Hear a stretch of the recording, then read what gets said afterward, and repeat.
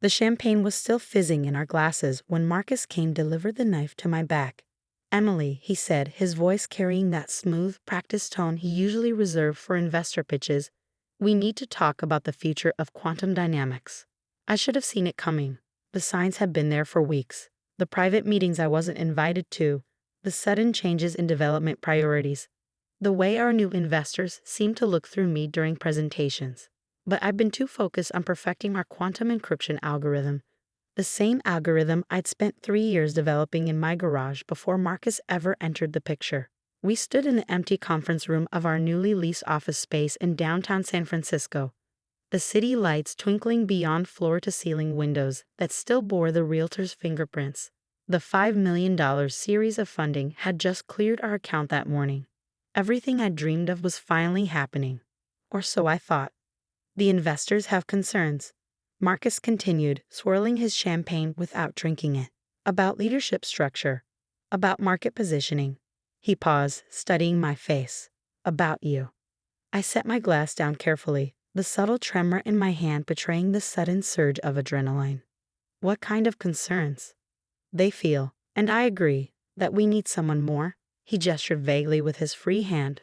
"Polished. Someone with real business experience. Someone who can talk to Wall Street." "I built this company," I said quietly. "I developed the core technology. I brought in our first clients." Marcus smiled, the kind of smile that never reaches the eyes. "And we're grateful for that. Really. But this isn't about code anymore, Emily. This is about scaling, about market presence, about leadership." I knew what was coming next. I'd seen it happen to other female founders. Brilliant women pushed aside once their companies started gaining traction, their technical expertise suddenly deemed less valuable than an MBA and a golf club membership. "The board has voted," Marcus said, pulling out a folder I hadn't noticed before.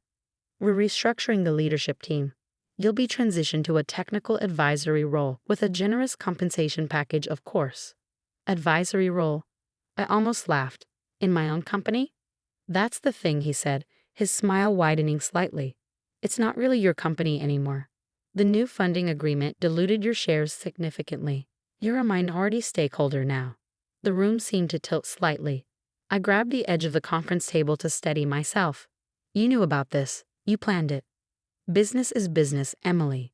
You're brilliant with code, truly. But we need someone who understands how to build a real company. Someone like me." I picked up the folder without opening it. "And if I refuse?" "Then you'll be terminated for cause, lose your shares entirely, and face potential legal action for interfering with company operations." He shrugged. "The paperwork can go either way. Your choice." I should have screamed, should have thrown the champagne in his face, should have threatened legal action of my own. Instead, I smiled. "Thank you for being direct," I said calmly, tucking the folder under my arm. "I'll review these with my lawyer." Marcus blinked, clearly thrown by my composure. "That's good. Take the weekend to think it over. But we'll need an answer by Monday. The press release is already drafted." I nodded once and walked toward the door. Just before leaving, I turned back. "One question, Marcus. Did you ever actually read my patent applications? The original ones from before we partnered?" He waved dismissively. "The company owns all relevant IP. It was in the partnership agreement." "Right," I said softly. "Of course. Good night, Marcus." The elevator ride to the lobby felt surreal. 3 years of work, of sacrifice, of believing I could change the world with quantum encryption that actually worked at scale. All of it hanging by a thread because I hadn't seen the predator hiding behind the partner. But Marcus had made one crucial mistake. He hadn't just underestimated me. He'd fundamentally misunderstood what I'd built. Outside, the San Francisco night was alive with possibility. I pulled out my phone, not my company iPhone, but my personal device, and dialed a number I'd hoped I'd never need. "Deanne? It's Emily. Remember that conversation we had about contingency plans? I think it's time." Diane Wong had been my patent attorney since before quantum dynamics existed. More importantly, she'd been the one who insisted on some very specific language in my original patent filings. "Are you at the office?" she asked, all business. "Just leaving. They did it exactly like you predicted." "Come over. Now, bring everything you have. And Emily, don't sign anything. An hour later, I sat in Diane's home office, surrounded by papers and digital files chronicling the evolution of quantum dynamics.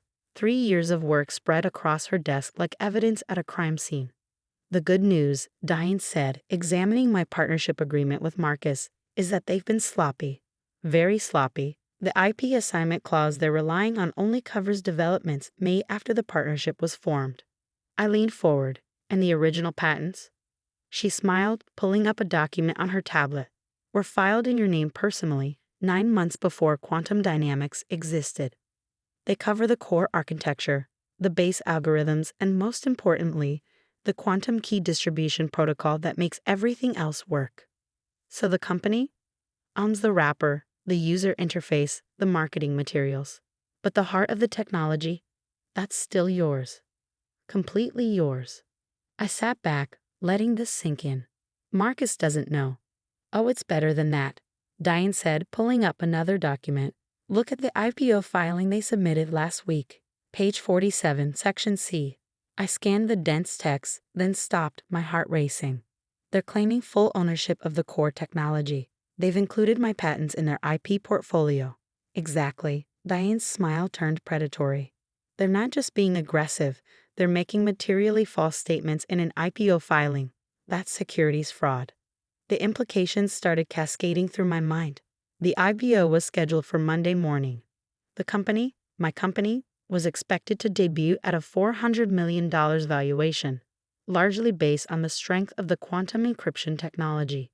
Technology I still owned. What are my options? Diane leaned back, studying me carefully. Legally, we could file an emergency injunction, halt the IPO, and drag them into a protracted court battle. You'd probably win eventually, but it would take years and millions in legal fees. Or we let them walk right into their own trap. Let them launch the IPO claiming ownership of technology they don't actually control. Then we drop the truth at exactly the right moment. I thought about Marcus's smirk, his casual dismissal of everything I'd built. What do you need from me? Everything. Every email, every development log, every conversation about the patents. And most importantly, did you keep your original research notes? The ones from before Marcus? I nodded. Everything's in my private GitHub repository. Time-stamped, cryptographically signed. Perfect. She started typing rapidly. Go home. Get some rest. Don't respond to any calls or messages from them. And Emily, when this is over, you won't just have your company back. You'll own everything. The weekend passed in a blur of preparation. I provided Diane with everything she needed while ignoring increasingly urgent messages from Marcus and the board. They wanted an answer about the transition. They needed me to sign the papers. The press release was ready to go. I responded only once, late Sunday night. I'll have my decision first thing Monday morning. Meanwhile, Diane had been busy.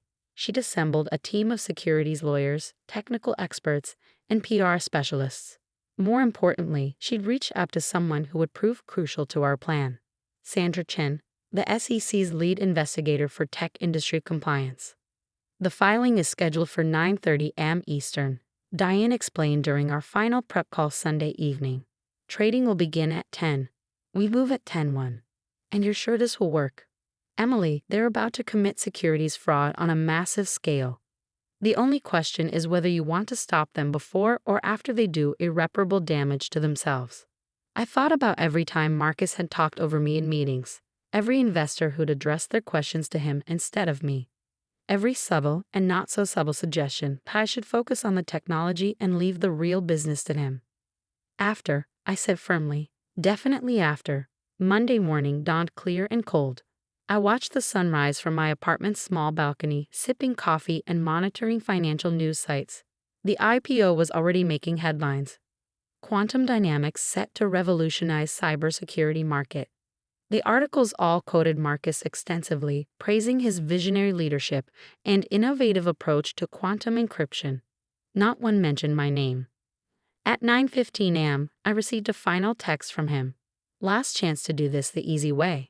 I didn't respond. Instead, I opened my laptop and logged into the secure server Diane had set up. Everything was ready: the patent documentation, the development histories, the proof that the company's entire IPO was built on a foundation of sand. At 9:30 am exactly, Quantum Dynamics stock appeared on the Nasdaq. The opening price was set at $45 per share. At 9:45 am, trading in the pre-market began. The price jumped to $60. At 9:55 am, Marcus appeared on CNBC speaking confidently about the company's proprietary technology and comprehensive IP portfolio. At 10:00 am, regular trading began. The stock opened at $72 and immediately began to climb. At 10:01 am, I pressed enter. The truth was about to change everything. At precisely 10:01 am, our coordinated strike began. First, the SEC received our comprehensive evidence package detailing the fraudulent IP claims in Quantum Dynamics' IPO filing. Simultaneously, every major financial news outlet received a press release from my legal team revealing the true ownership of the core patents. I watched the chaos unfold on 6 different screens in Diane's office. 10:02 am. The first alert hit Bloomberg Terminal. The word GENT. Questions arise over Quantum Dynamics patent rights. 10:03 am. The stock, which had reached $78, suddenly froze. 10:04 am. Marcus still live on CNBC, visibly flinch as the host received breaking news through his earpiece. Mr. Kane, we're getting reports that your company may not own the core technology behind your encryption system. Care to comment? The camera caught Marcus's face in perfect clarity as the blood drained from it. We have full ownership of all relevant intellectual property. According to documents we're receiving, the host continued, glancing at his tablet, the fundamental patents for your quantum encryption technology are personally owned by your co-founder, Emily Sullivan.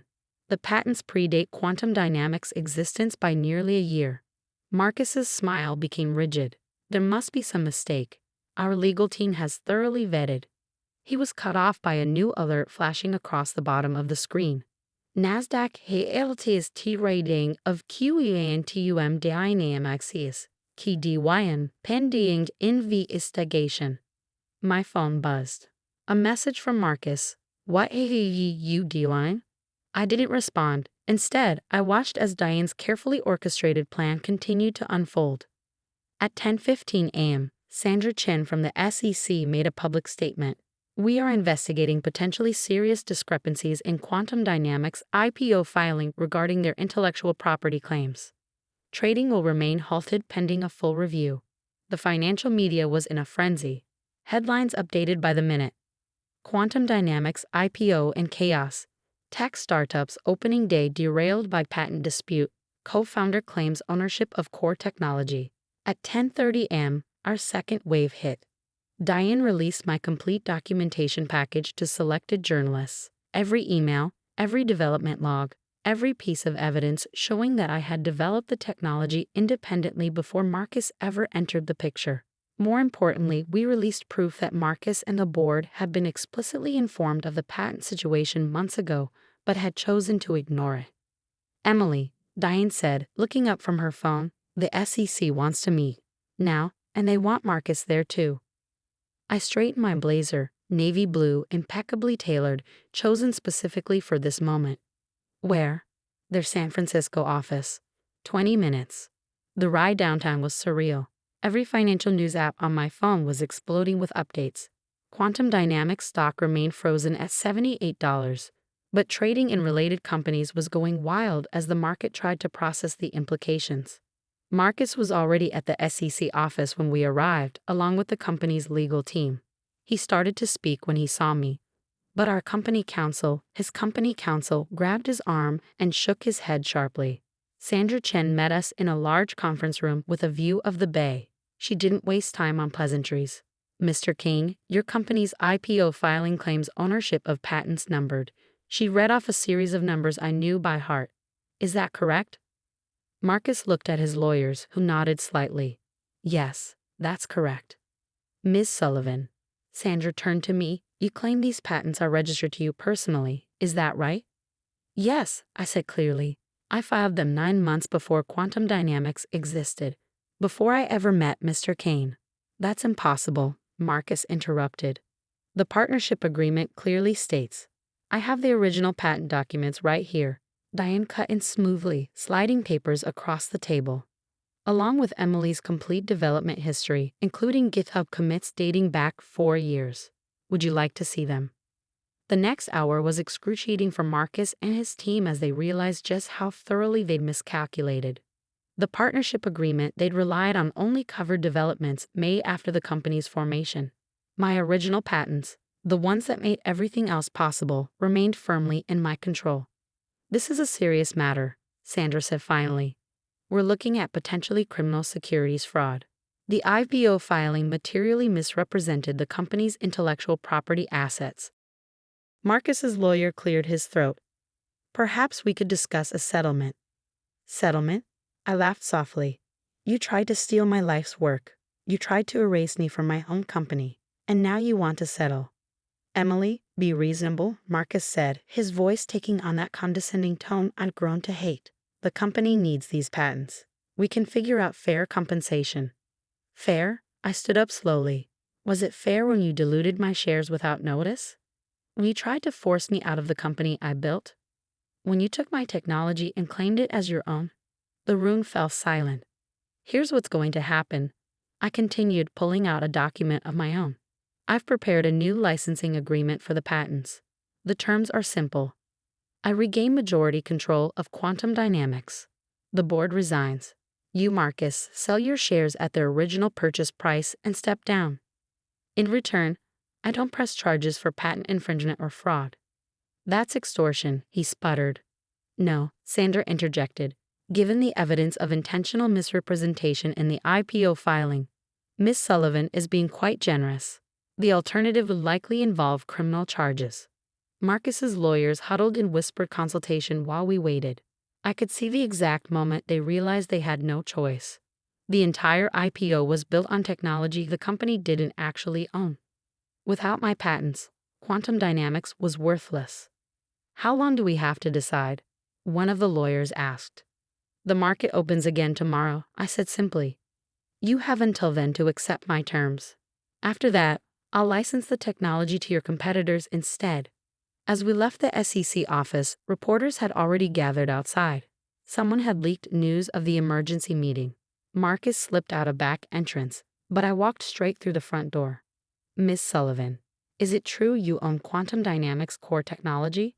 Will the IPO be canceled? Did the company try to steal your patents? I stopped and faced the cameras, channeling every ounce of confidence I'd hidden during months of preparation for this moment. I created the quantum encryption technology that makes quantum dynamics possible. I built it before the company existed, before Mr. Kane became involved. Today is about correcting the record and ensuring that truth prevails over deception. I'll have more to say tomorrow. Back at Diane's office, messages were pouring in. Other directors trying to save themselves. Investors demanding explanations. Employees asking if they still had jobs. What now? Diane asked, watching me scroll through the chaos on my phone. I smiled, thinking about all the nights I'd spent in my garage, coding and dreaming and believing that intelligence and hard work would be enough. I'd been naive then, but I wasn't naive anymore. Now, I said, we rebuild. But first, we make sure this never happens to another founder. The next few hours would determine not just my future, but the future of the company I created. And this time, I wouldn't let anyone take it from me. As evening fell over San Francisco, I received one final message from Marcus. You've destroyed everything. I typed back a single line. No, I'd just taken back what was mine. See you tomorrow. The real work was about to begin.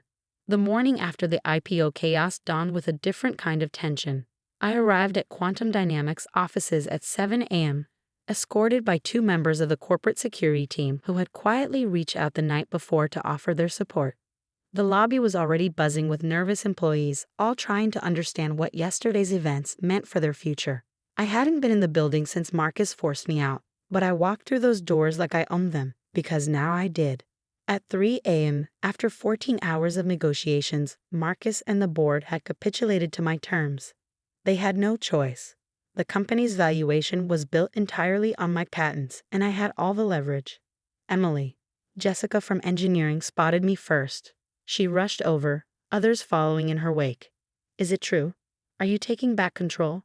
I smiled, addressing not just her but the growing crowd of employees gathering in the lobby.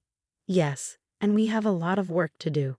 The elevator ride to the executive floor was filled with supportive whispers and quiet congratulations. These people, the real heart of quantum dynamics, had watched me build this company from nothing. They'd seen me pushed aside, and now they were witnessing my return. Marcus's office, my office now, was empty when I arrived. He cleared out overnight, leaving behind only a post-it note with a single word, "Congratulations." The sarcasm was obvious, but I didn't care. I had bigger concerns. At 8 a.m. sharp, I called an all-hands meeting in the main conference room.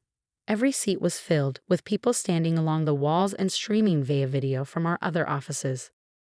Yesterday, I began you all learned some disturbing truths about this company's leadership, about attempts to take credit for and control of technology that I developed. Today, I want to talk about the future.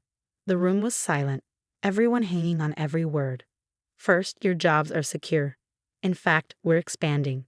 The technical vision that brought you all here hasn't changed.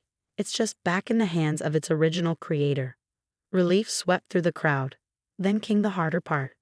Second, we're rebuilding our leadership team from the ground up. Based on merit, not connections. Based on innovation, not intimidation. I'll be interviewing every department head personally this week. And yes, internal candidates will be given priority. That brought smiles to several faces, particularly among the veteran employees who'd been passed over for promotion under Marcus's regime. Finally, we're going to do something unprecedented. Every employee who stayed with us through this transition will receive additional equity in the company, because quantum dynamics isn't just about quantum encryption anymore. It's about proving that the right way can also be the successful way. The applause was spontaneous and genuine. As it died down, I noticed Diana from legal signaling urgently from the doorway. The SEC's statement was about to drop. I turned on CNBC just in time to catch it live. The Securities and Exchange Commission has reached a settlement with former executives of Quantum Dynamics regarding disclosures in their IPO filing. The company will be permitted to resume trading under new leadership, subject to amended filings and certain restrictions. My phone immediately exploded with messages. Investors wanting meetings, reporters seeking comments, competitors testing waters. But the most interesting message came from Sandra Chen at the SEC. Clean house thoroughly. You have a one-time chance to set this right. Don't waste it. I spent the next week rebuilding my company from the inside out. Every decision Marcus had made was reviewed. Every agreement was reassessed. Every employee was given a chance to voice their concerns and their ideas. Jessica, who had been quietly maintaining the core codebase even after my departure, was promoted to Chief Technology Officer. Her first act was to reorganize the development team based on expertise rather than politics. Mark from Sales, who had apparently been maintaining a secret list of clients who refused to work with Marcus, was made VP of Client Relations. Within days, he had brought back 3 major accounts we'd lost. But the real victory came from an unexpected source. Remember Sandra Chen from the SEC? She didn't just help expose the fraud. She introduced me to Catherine Hayes, a veteran tech CEO who had faced similar attempted coups in her own career. Catherine didn't want a job or a board seat. What she wanted was to help create something new. The Founders Defense Fund, a legal and financial resource for entrepreneurs facing illegal takeover attempts.